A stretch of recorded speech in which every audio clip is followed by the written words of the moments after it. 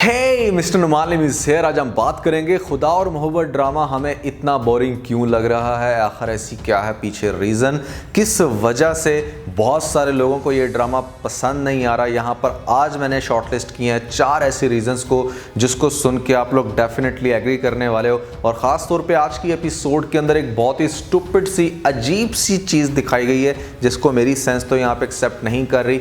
आप लोग सुन के ज़रूर बताइएगा कि क्या इस सीन की सेंस बनती थी या नहीं, और नेक्स्ट एपिसोड के अंदर एक्सपेक्टेडली आपको क्या दिखाया जाएगा। इन सभी क्वेश्चंस के आंसर मैं आज के इस वीडियो में करने वाला हूं। फिर जो नए लोग आए मेरे चैनल पर जल्दी से दबा दें सब्सक्राइब का बटन, पुराने लोग जल्दी से कर दें मुझे इंस्टाग्राम पे फॉलो यहाँ @नुमानलीम, क्योंकि आपके सभी क्वेश्चंस के आंसर मैं वहां पर करने वाला हूँ। वीडियो करते जल्दी से लाइक ताकि हम स्टार्ट कर सकें बहुत ही सुपर डुपर रिव्यू। तो चले आगे बढ़ते हैं।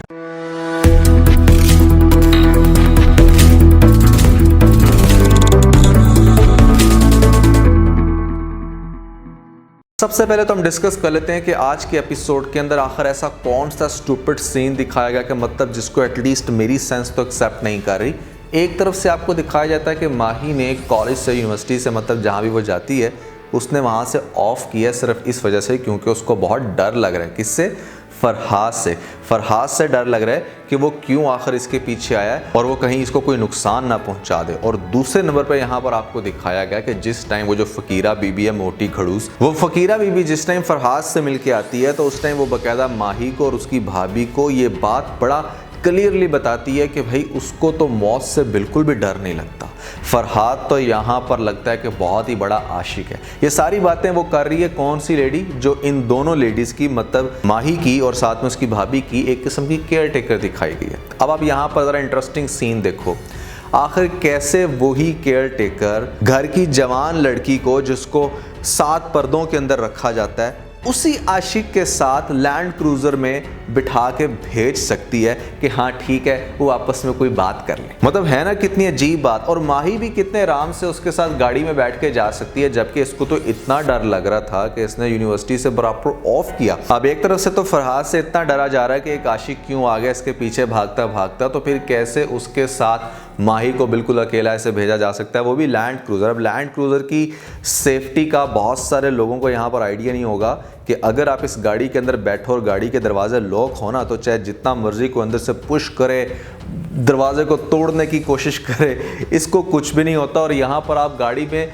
लड़की को जिधर मर्जी भगा के ले जाओ, मतलब जिस मर्जी सिटी में ले जाओ, नोबडी विल केयर और किसी को पता भी नहीं चलेगा। यहाँ पर कैसे इतनी फूल प्रूफ गाड़ी के अंदर आप अपनी घर की लड़की को जिसको 7 पर्दों में रखा जाता है और वो भी फिर उस लड़के के साथ भेज रहे हो जिसके साथ आपको सबसे ज़्यादा खतरा है कि हाय हाय यहाँ पर क्यों आ गया, जिसको आप घर से भगाना चाह रहे हो। तो मुझे तो इस सीन की बिल्कुल भी समझ नहीं है। यहाँ पर अगर आपको आई है तो ज़रूर बताइएगा नीचे मुझे कमेंट सेक्शन में। अब हम डिस्कस कर लेते हैं कि आखिर ऐसी कौन सी 4 रीज़न्स हैं जिसकी वजह से बहुत सारी आवाम इस ड्रामे को एंजॉय नहीं कर रही, बोर हो रहे हैं लोग। और मैंने पर्सनली भी बहुत कोशिश की कि यार किसी तरीके से इस ड्रामे के अंदर से इंटरेस्ट को एक्सट्रैक्ट किया जाए, लेकिन एज ऑफ नाउ मतलब यहाँ पर 7 एपिसोड्स गुजर चुकी हैं, लेकिन ड्रामे के अंदर आपको एक भी ट्विस्ट, मतलब 7 एपिसोड्स के अंदर कुछ होता है ना कि बंदा कहता है यार ये एक बड़ा ट्विस्ट आया था, एक भी ट्विस्ट आपको देखने को नहीं मिलता, जिसकी वजह से ड्रामा मेरी नज़र में एक्सट्रीमली बोरिंग हो जाता है पहली एटलीस्ट 7 एपिसोड्स में। ड्रामे के अंदर आपको इतने नॉर्मल पेस के ऊपर घर के माहौल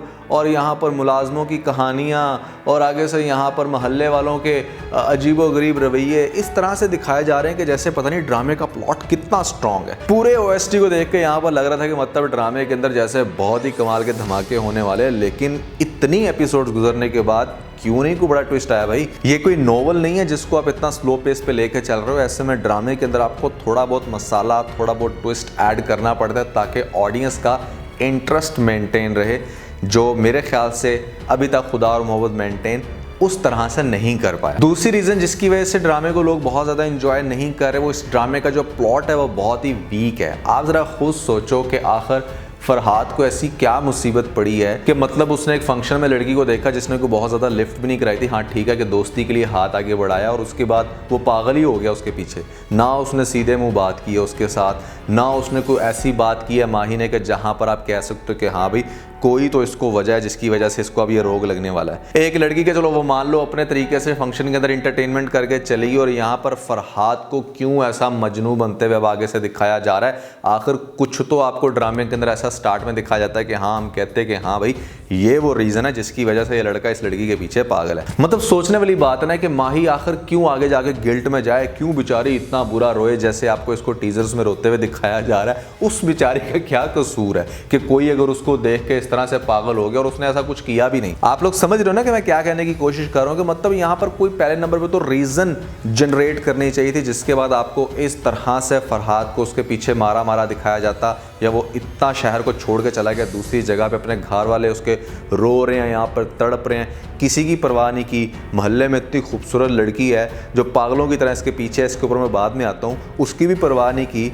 और एक ऐसी लड़की के पीछे चला गया है जो ना तो इतनी खूबसूरत है, ना उसने इसको खास लिफ्ट कराई, और सिर्फ दोस्ती के लिए हाथ आगे बढ़ा दिया, तो ये उसके पीछे पागल हो गया। इस चीज़ की क्या ऐसी सेंस बनती है। अब हम आ जाते हैं कि माही के इटसेल्फ कैरेक्टर के ऊपर। यहाँ पर इकरा अजीज़ वैसे तो बहुत ही अच्छी एक्ट्रेस हैं, लेकिन एक बात आपको माननी पड़ेगी जो कि मेरे ख्याल से 70 to 80% ऑडियंस मान रही है बात, कि इकरा अजीज़ खुदा और मोहब्बत ड्रामे के अंदर सूट नहीं कर रही। पता नहीं क्यों मैंने बहुत कोशिश की है, यहाँ पर सोचा कि चलो यार 3-4 एपिसोड्स देखने के बाद एक अंडरस्टैंडिंग बन जाएगी इस करैक्टर के साथ कि हाँ यार ये सूट कर रही है, लेकिन नहीं कर रही भाई, बिल्कुल भी नहीं कर रही। एक तो पहले नंबर पे तो जिस तरह से वो बुर्का पहन के फिरती है, एक बोनी सी कलागरी होती है, जैसे कोई बोना करैक्टर नहीं होता, छोटी हाइट है ना इकरा अजीज़ की, इस वजह से वो इतनी ज़्यादा सूट नहीं करती, वो जो वेल और उसको वो जो बुर्का शुर्का पहना के उसको दिखाते हैं। दूसरे नंबर पे इकरा अजीज़ मुझे अच्छे से याद है कुर्बान ड्रामे के अंदर, जो कि आज से 2-3 साल पहले लॉन्च हुआ था, उसके अंदर फिर भी एक इसकी थोड़ी सी हेल्थी एक अच्छी अपीयरेंस थी। अब ये शायद थोड़ा सा ज़्यादा वीक हो गई है, कॉम्प्लेक्शन भी इसका मज़ीद टैन हो गया, जिसकी वजह से आप कह सकते हो कि बहुत ज़्यादा अट्रैक्टिव नहीं लग रही। और यहाँ पर हमें एक बहुत ही अट्रैक्टिव खूबसूरत फेयर लड़की की ज़रूरत थी, जिसको देख के लड़के वाकई कहते हैं कि हाँ यार इसके पीछे तो फरहाद का पागल होना बनता है। अब आप लोग मुझे यहाँ पे रेसिस्ट मत समझना, but this is the standard trend. आप लोग कह सकते हो कि यहाँ पर माही कोई अपीयरेंस वाइज को बहुत अट्रैक्टिव को हूर परी नहीं है कि जिसको आप देख के कह सकते हैं कि हाँ यार ये वो रीज़न है जिसकी वजह से फरहाद का इसके पीछे पागल होना बनता है। अच्छा, जहाँ पर हम ब्यूटी को डिस्कस कर रहे हैं, वहाँ पर आपको हमसाये के अंदर इतनी खूबसूरत लड़की दिखाई गई है कि मतलब पूरे ड्रामे की अटेंशन खास तौर पे बॉयज़ का क्रश है। पहली एपिसोड को देखने के बाद लोगों ने कहते थे कि भाई ये हमारा क्रश है। अब वो जो लड़की आपको दिखाई गई है मोहल्ले की, यहाँ पर ना मैं आपको एक छोटी सी बात समझाना चाहूँगा कि जो खूबसूरत लड़कियाँ होती हैं ना नेचुरली, उनके साथ ऐसा होता है कि उनके अंदर एटीट्यूड थोड़ा सा ज़्यादा होता है as compare to normal girls. वो एटीट्यूड इसलिए होता है क्योंकि जो खूबसूरत लड़की होती है उससे बचपन से ही बहुत ज़्यादा एडमिरेशन मिलती है, हर बंदा उसकी तारीफ़ कर रहा है, उसको क्यूट कह रहा है, फिर वो जैसे जैसे बड़ी हो रही है लोग उसको मज़ीद एडमायर कर रहे हैं, जिसकी वजह से नेचुरली एक आपके अंदर एक एटीट्यूड आ जाता है। और जिन लड़कियों के अंदर वो एटीट्यूड जब आता है, वो फिर इतनी ज़्यादा पागल नहीं होती किसी के पीछे कि अगला बंदा उसको मुँह नहीं लगा रहा। फरहाद ने उस हमसाये वाली जो लड़की है उसके साथ सीधे मुंह बात नहीं की आज तक, अच्छे से उसको ट्रीट नहीं किया, कहीं पर उसके साथ हंसते खेलते उठते बैठते नहीं देखा, तो वो फिर क्यों पागल है इतनी ज़्यादा।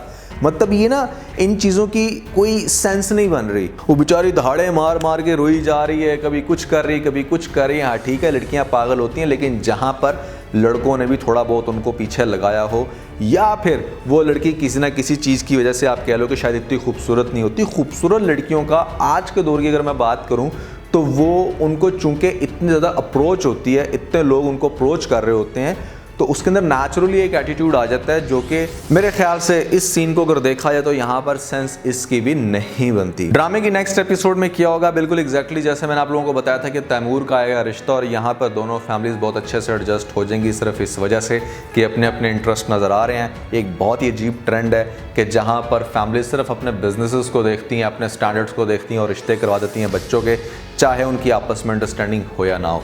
यहाँ आप ठीक है कह सकते हो कि तैमूर बहुत ही ज़्यादा लाइक कर रहा था, एक दफ़ा देख के उसको भी ये हूर परी पसंद तो आ गई। अब ऐसे में उस बेचारे को नसीब नहीं होगी। उसकी रीज़न मैं आप लोगों को पहले बता चुका हूँ, अगर आप लोगों को नहीं याद तो वो ये कि जिस तरह से यहाँ पर नाजिम बंदा जो दिखाया गया, माही का पता नहीं नाजिम नाम है क्या, उसकी दुश्मनियाँ चल रही हैं डिफरेंट पार्टीज़ के साथ। अब डेफिनेटली वो जो पार्टी होगी जिसके साथ इतनी ये मार कुटाई करते हैं, आए दिन गोलियां चलाते हैं उनके ऊपर, उन्होंने अपना बदला तो लेना है, और वो लोग ऐसी सिचुएशन में ही अपना बदला लेते हैं जहां पर कोई खुशी हो या कोई ऐसा सीन हो कि आपका जो दुश्मन है वो बहुत ज़्यादा इंजॉय कर रहा है, तो उनकी लाइफ के अंदर एक ऐसा रिग्रेट डालने के लिए, एक ऐसा बदला लेने के लिए वो क्या करेंगे कि वो माही के शोहर को यानी कि तैमूर को जान से मार देंगे। हो सकता है कि शादी वाले दिन ही मार दें और यहाँ पर आपको ये दिखाया जाए कि बेचारी सुहागन बनने से पहले ही विधवा होगी। तो माही का शौहर मरेगा तैमूर जिसका नाम है, और उसके बाद माही को इस बात का एहसास होगा कि हाँ,